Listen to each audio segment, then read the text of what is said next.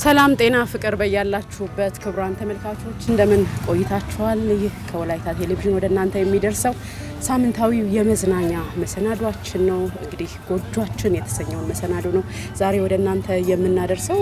ጎጆአችን የተሰኘው መሰናዶ የተለያዩ ቤተሰባዊ ጉዳዮችን እያነሳ ቆይታ የሚያደርግ መሰናዶ እንደሆነም ይታወቃል። ፕሮግራሙን እየመራሁ ነው መስከረም ጌታቸው ከመላው የስቱዲዮ ባለሙያዎች ጋር በጋራ ቆይታ እናደርጋለን። እንግዲህ እዚህ አጠገቤ የተለያዩ እንግዶች አሉ። ከነዚህ እንግዶች ጋር ዛሬ ርዕሰ ጉዳይ አድርገን ለመወያየት የመረጥ ነው በተለይም ደግሞ ወጣቶች ወይም ደግሞ ልጆች እድሜያቸው 13 14 15 አካባቢ ሲደርስ በተለምዶ ፋየር ኤጅ ይባላል በእንግሊዘኛውና በዚህ እድሜ ላይ ሲደርሱ የሚያሳያቸው የባህሪ ለውጦች አሉ። የተለያዩ አላስፈላጊ ነገሮችን እንደየባህሪያቸው ሊያሳዩ ይችላሉና በዚህ ጊዜ ላይ ምን መደረግ አለበት? እንደ ወላጅ እዚህ መካከል ላይ ወላጆች አሉ፣ ወጣቶችም አሉ። ስለዚህ ምንድነው መደረግ ያለበት? በዚህ እድሜ ላይ ያሉ ወጣቶችን በምን መልኩ ነው እየመከርን እየገሰጽን መመለስ ማስተካከል ወደ ትክክለኛው መስመር ማስገባት ያለብን? ከዚህ በፊትስ ምን ገጠማችሁ የሚለውን ጥያቄ እያነሳን ቆይታ እናደርጋለን። እናንተም በፕሮግራሙ ዘና ፈታ እያላችሁ ትምህርቶችንም እንደምቀስሙ ተስፋችን ነው። እስከ ፍጻሜው ድረስ አብራችሁን ቆዩ።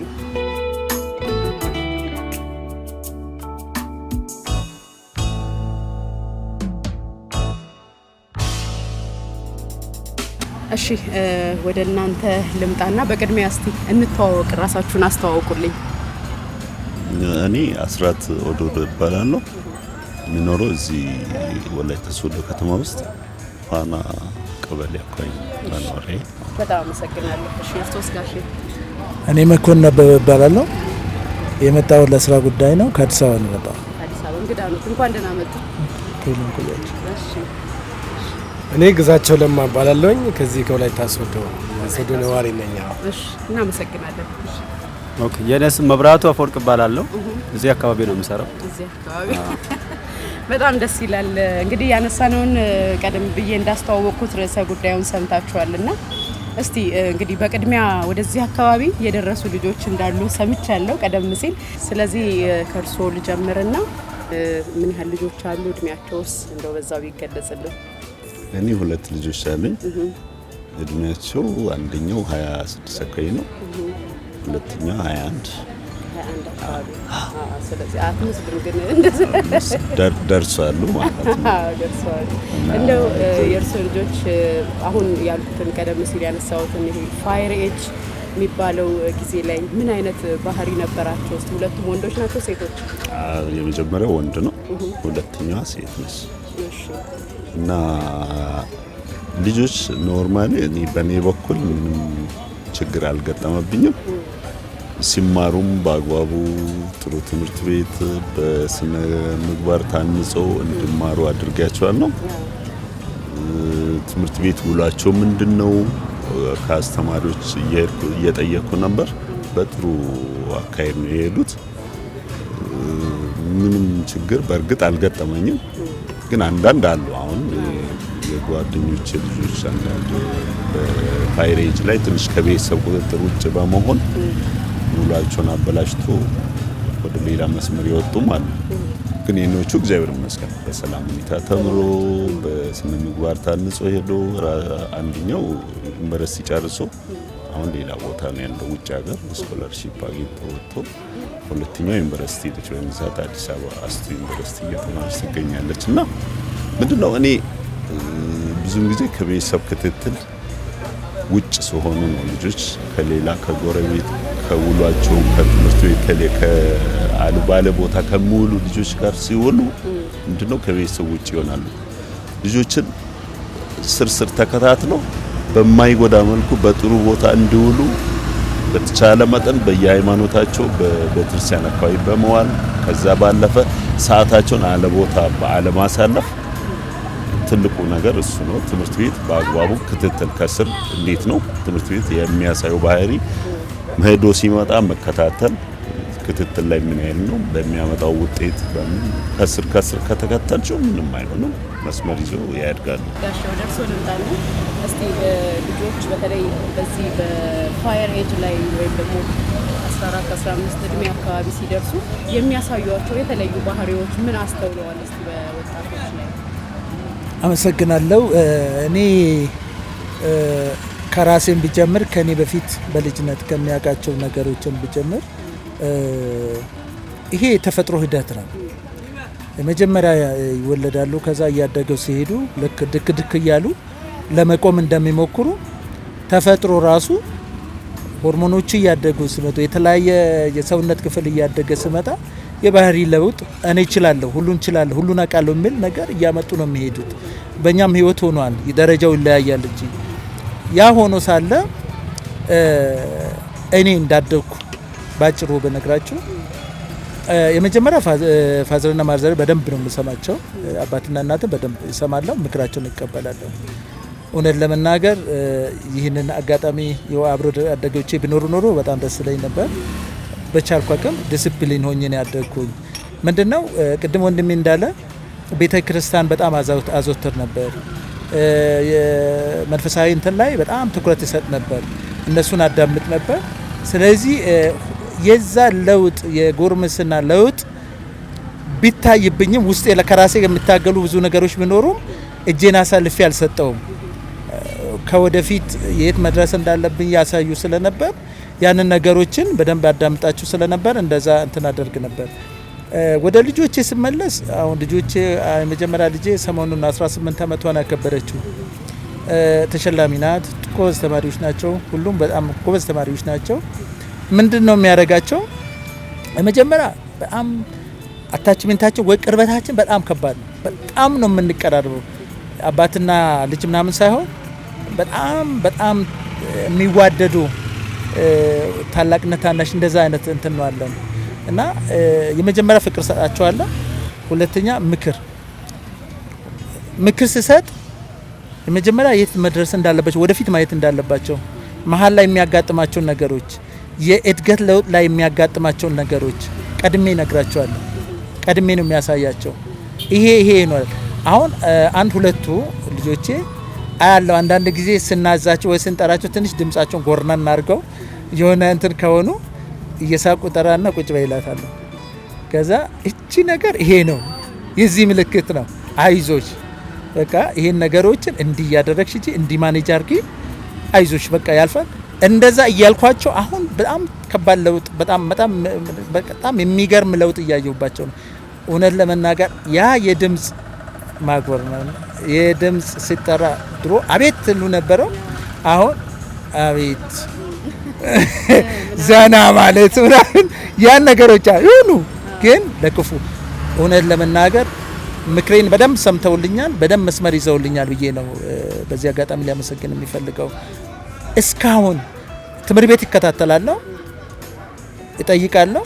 ያለው ፊድባክ በጣም አስደናቂ ነው። በጣም ለማመን የሚከብድ። ወደ አጠቃላዩ ስመጣ ምንድነው መሆን አለበት? እነኚህ ልጆች እኛ ትላንትና ልጅ ነበር፣ ዛሬ አገር ተረክበን በየፍልዱ እየሰራን ነው ያለነው።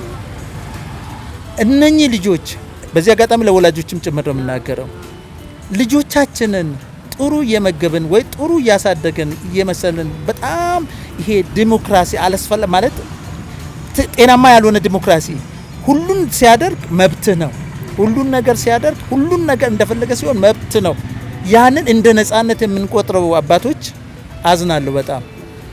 ነገ እቺ አገር የሚረከቡት በደንብ የተመከሩ በደንብ ፍቅር ከቤተሰብ ያገኙ አላማ ያስጨበጡ ለህዝብና ለአገር እንዲያስቡ ከአሁኑኑ ጀምሮ እያስቡ ነገ ኃላፊነት ይሸከማለሁ ኃላፊነቴን በአግባቡ ይወጣል የሚለውን እያሰቡ እንዲያድጉ ካላደረገን ነገ አገር ተረካቢ እያጠነ እንደሆን ይሰማኛል። ስለዚህ የሁላችንም ኃላፊነት ነው። ልጆች በአግባቡ መብላት አለባቸው።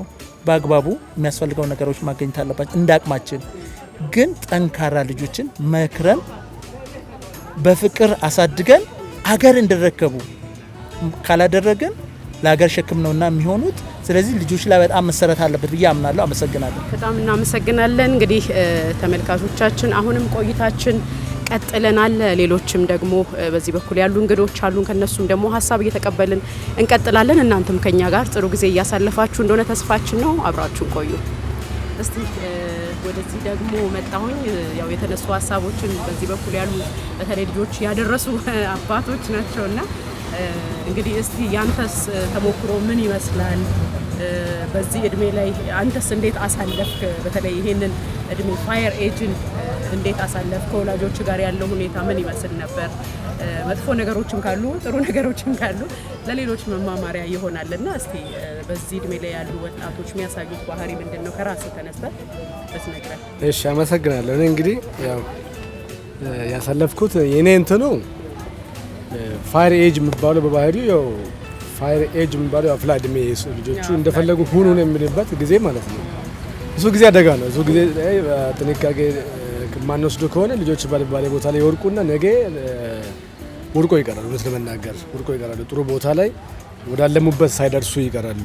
ስለዚህ ቤተሰብ ጥንቃቄ ማድረግ ያለበት ጊዜ ብዬ በራሴ የማስበው እኔ አሁን በእኔ ልጆች እንኳን ባላይም በራሴና ከኔ ታናሽ በሆኑ የት ወንድሞቼ ላይ ያየሁት ብዙ ነገሮች አሉ። እውነት ለመናገር አንደኛ ፋየር ኤጅ ጊዜ ያው በተፈጥሮ ናቹራሊ በተፈጥሮ ማለት ነው ሆርሞን ስናድግ በፊት ያልነበረው ሆርሞን ፕሮዲውስ እያደረገ ሲሄድ ወይ የመነጨ ሲሄድ በፊት ከነበረው ባህሪ ሌላ ባህሪ ማሳየት ማለት ነው። ሌላ ባህሪ ማይሆን ባህሪ ማሳየት። ለምሳሌ አሁን በፊት እሺ ብሎ የሚታዘዙ አለመታዘዝ፣ በፊት አቤት ብሎ ሲጠሩ አቤት ብሎ በጥሙና አቤት የሚሉ በኋላ ብሎ ይላሉ። እገለን ተብሎ ሲጠሩ ይላሉ። ይሄ ማለት ሌላ እንትን ነው። አሁንም ባህሪ ነው፣ የባህሪ ለውጥ ነው። በፊት ከነበረበት ሌላ ባህሪ ማሳየት። ለወንድ ወንድ ሆርሞን ቴስቶስትሮን ባለ ሆርሞን ሲመነጭ እያደገ ሲሄድ ግሮዝ ስቴጅ ነው። ይሄ እያደገ ሲሄድ የሚመጣ ለውጥ ነው። ለውጡ ናቹራል ነው። በቃ ይሄኛውን ለውጡ ለመጣ አይደለም። ለውጡ አለ በሁሉም ላይ መጥቶ ያን ስቴጅ ደግሞ አሳልፎ ወደ ማቹሪቲ ሲሄድ ይተዋል። ግን ያቺ አደገኛ ኤጇን ፋየር ኤጇን ለማሳለፍ አለመታዘዙን ሰፈር ላይ ያሉ ለቤተሰብ ለአባት ለእናት አለመታዘዝ፣ ለታላላቆችም ጭምር አለመታዘዝ፣ መሰዳደብ፣ ቤት ውስጥ ያፈነገጠ ባህሪ ማሳየት፣ ሰፈር ላይ እርስ በርስ መደባደብ፣ የሰፈር አባቶችም እናቶችን አለማክበር፣ እነሱ የሚሉትን ምን አገባ እንትን አለመስማት።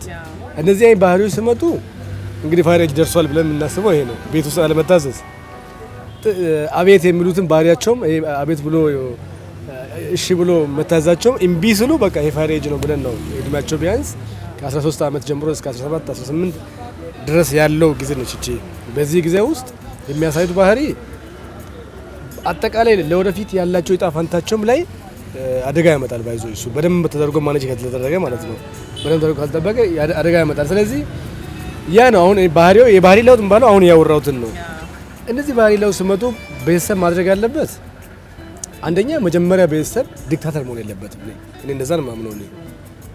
ዲክታተር ማለት ሁሉም ነገር እኔ በላይ ነኝ፣ ከኔ ያሉ ሁሉ በታች ናቸው፣ እኔን የሚገዛው አይነት ነገር የሚያሳዩ ከሆነ ልጆች በዛ እድሜ ላይ እነሱም እየገነፈሉ ቤተሰብ እየገነፈሉ የሚሄዱ ከሆነ ልጆች ሸሽተው ይጠፋሉ፣ ከቤት ይሸሻሉ። መመታት አለ፣ እርስ መደባደብ አለ፣ መምታት አለ፣ ምን አለ። ይሄ ካለ ልጆች ሸሽተው ጠፍቶ ነገ አብረው ያደጉ ጥሩ ቤተሰብ ላይ ያደጉ ልጆች ጥሩ ቦታ ሲደርሱ እነዚህ ልጆች በዛ ጊዜ ያቺን በደንብ ማኔጅ ማናደርግ ከሆነ ሸሽቶ ጠፍቶ በዛ አደጋ ላይ ሴቶች ከሆነም አደጋ ላይ ይወርቃሉ፣ ወንዶች ከሆነም አደጋ ላይ ይወርቃሉ። ዳግም የማይመለሳቸው ቁጭት ውስጥ ይገባሉ። እሱ እንዳይሆን ቤተሰብ መጀመሪያ አሁን ቅድም ወንድሞቼ እንዳሉት ገና ከመጀመሪያው ጀምሮ ሲያድጉ ፍሬንድ ማድረግ አለባቸው፣ ጓደኛ ማድረግ አለባቸው፣ የቅርብ ሰው መሆን አለ። ምስጢራቸውን እንዳይደብቁ ውሎ አጉል ቦታ ውሎ እንኳን ቢመጡ የዋሉበትን ውሎ ጭምር ጓደኛ ሆኖ ከነሱ ጋር አብሮ እያወሩ አብሮ እየተጫወቱ ይዟቸው ወጥቶ እያንዳንዱ ነገር ከነሱ የሚሰሙበት አይነት ኢንተር ሪሌሽን ባለው አለ አይደል ተቀራርቦ ጓደኛ መሆን አለባቸው። አፍላ እድሜ ወይም ፋየር ኤጅ ምንለውን ጊዜ እንዴት ይገልጹታል? በርሶስ ከእርሶ ታናናሽ በሆኑ ወንድም እህቶች ምን አስተዋሉ? አካባቢ ላይ ባሉ ወጣቶች በዚህ እድሜ ላይ ያሉ ወጣቶች የሚያሳዩቸው ባህሪያት ምንድን ናቸው? እሺ፣ አመሰግናለሁ። ስሜ መብራቱ አፈወርቅ እባላለሁ። በተነሳው ሀሳብ ላይ በእርግጥ ቅድም ሀሳብ የሰጡ ወንድሞች አብዛኛውን ሀሳቦችን ብለውታል። በእኔ በኩል ብዙ አዲስ ነገር ባይኖረኝም ለማከል የምፈልገው ፋየር ኤጅ ማለት ያው ከስሙ ስንነሳ ፋየር ማለት በጣም አደገኛ የሆነ እሳት የሆነ አይነት ነገር ማለት አፍላ ጊዜ ወጣቶች ሁሉ ነገርን ከአባት እናት ይልቅ ራሳቸው የሚሰሙበት ባዮሎጂካልም በእነሱ ላይ ብዙ አዳዲስ ነገሮች የሚከሰቱበት ያ ደግሞ በአካባቢ ላይ በሚኖርበት ጊዜ ትልቅ ተጽዕኖ የሚፈጠርበት ጊዜ ስለሆነ ፋየር ኤጅ በራሴ ላይ እኔ ሳይ አሁን አጋጣሚኛ በብዛት በገጠር ነበር ያደግነው በህፃንነት በትምህርት የጀመርነው ብዙ ተገላጭ አልሆንም። አሁን ግን ዘመኑ በጣም ከኛ ጊዜ ይልቅ ተገላጭ ያደረገ ያለበት ቴክኖሎጂ በቤታችን ያለንበት ሁሉ ነገር ዓለምን በእጃችን የምናይበት ስለሆነ ይህን ፋየር ኤጅን በአግባቡ ካልተጠቀምን በጣም ሊጎዳን የሚችል ኤጅ ነው። በተለይም በየራሳችን መንገድ ወጣቶቻችን የሚሄዱ ከሆነ በዛ እድሜ ክልል ውስጥ በአግባቡ ካልተከታተላቸው፣ በአግባቡ ካልመራናቸው፣ በአግባቡ ካልመከርናቸው ሁሉ ነገርን ሁን የሚያሰኝበት ጊዜ ነው። ያዩትን ሁሉ ለማድረግ የሚሞክሩበት ጊዜ ነው። ከማንም ይልቅ ራሳቸው የሚሰሙበት ጊዜ ነው። የተለያየ የባህሪ ለውጥ የሚታይበት ጊዜ ስለሆነ ያንን ጊዜ በአግባቡ እናት አባትም ሆነ ብቻም ሳይሆን ያው ለእያንዳንዱ ሰው የራሱ የሆነ እምነት ተቋም አለው፣ እምነት አለው፣ የሚያመልኩበት ቤተ እምነቶች አሉና በዛም ቢሆን እየተገሰጹ እየመከሩ ካላደጉ ለቀጣይ ትውልድ በጣም ተጽዕኖ የሚያሳድርበት እድሜ ክልል ስለሆነ ይህንን በጥንቃቄ መያዝ እንዳለብን ነው የሚገባኝ። አዎ ልጆች አሉኝ፣ እግዚአብሔር ይመስገን። እኔ በዚህ ሰዓት አሁን 5 ልጆች አሉኝ፣ ጌታ ይመስገን እና ደርሰዋል። በእርግጥ እና እድሜ አሁን ታላቋ ልጄ 20 ምናምን ይዛለች እና በእርግጥ ልጆች ፋየር ኤጅ ላይ ትንሽ ያስቸግራሉ። በጣም ተጽዕኖ አለ። እርግጥ አለመታዘዝ አለ፣ አለመስማት አለ፣ ወላጅን አለመስማት አለ። በራሳቸው ሀሳብ የመሄድ ባህሪ አላቸው። ግን እንደ አስተዳደግ ነው፣ ልጆች እንደ አስተዳደግ ነው። በቃ አንቺ አሁን ከልጅነታቸው ጀምረሽ ተቆጥተሽ መክረሽ በእግዚአብሔር ቃልም በእግዚአብሔር ቤት ማደግ አለባቸው። በእግዚአብሔር ቃል ማደግ አለባቸው። ከራስሽ ጋር በጣም እንትን ማለት መቀረቤታ ልጆች መኖር አለባቸው እና ወንድ ልጅም ቢሆን ሴት ልጅም ቢሆን ጓደኛ እንድታረጊ ይፈልጋሉ። የራስሽ ጓደኛ እንድታረጊ ይፈልጋሉ፣ እንድታቀርቢ ይፈልጋሉ። የሚፈልጉትን ነገር ሙሉ የቻልሽውን እንድታሟይ ይፈልጋሉ እና በእርግጥ እግዚአብሔር ይመስገን የኔ ልጆች አያስቸግሩኝም፣ ይሰሙኛል። እኔንም ቤተሰብን ይሰማሉ፣ ይታዘዛሉ። እግዚአብሔር ቤትም ስላደጉ እኔን እግዚአብሔር ይመስገን ይሄን ያህል ቻሌንጅ አላረጉኝም። እኔ በጣም ብዙ ዋጋ ከፍዬ ነው ልጆቼን ያሳደግኩት እና በልጅነቴ እግዚአብሔር እንደ እህትና እንደ ወንድም ነው እኔን እንደ እህት ነው የሚያዩኝ እና አላስቸግሩኝም። ግን እኔ የምመክረው ወላጅን የምመክረው እናትንም ቢሆን አባትንም ቢሆን ልጆችን የምመክረው አንደኛ በእግዚአብሔር ቃል ልጆችን ማሳደግ፣ እውነት አንደኛ በእግዚአብሔር ቃል ማሳደግ፣ ሁለተኛ ደግሞ ልጆችን መቆጣጠር።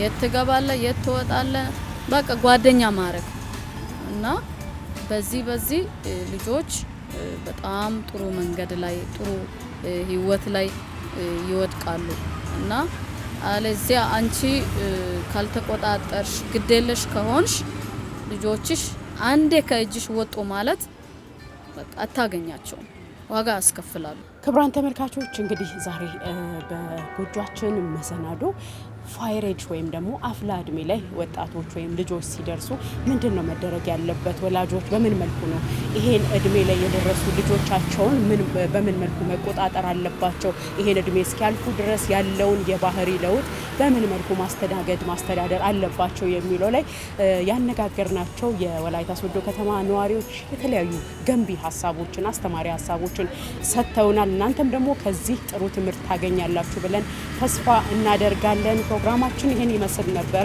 ሌሎች የወላይታ ቴሌቪዥን የመዝናኛ መሰናዶዎች ወደ እናንተ መድረሳቸውን ይቀጥላሉ። ሳምንት በሌላ መሰናዶ እንገናኛለን። ፕሮግራሙን እየመራሁ እኔ መስከረም ጌታቸው ከካሜራ ባለሙያ መልካሙ መስቀሌ ጋር በጋራ ቆይታ አድርገናል። ሰናይ ሳምንት።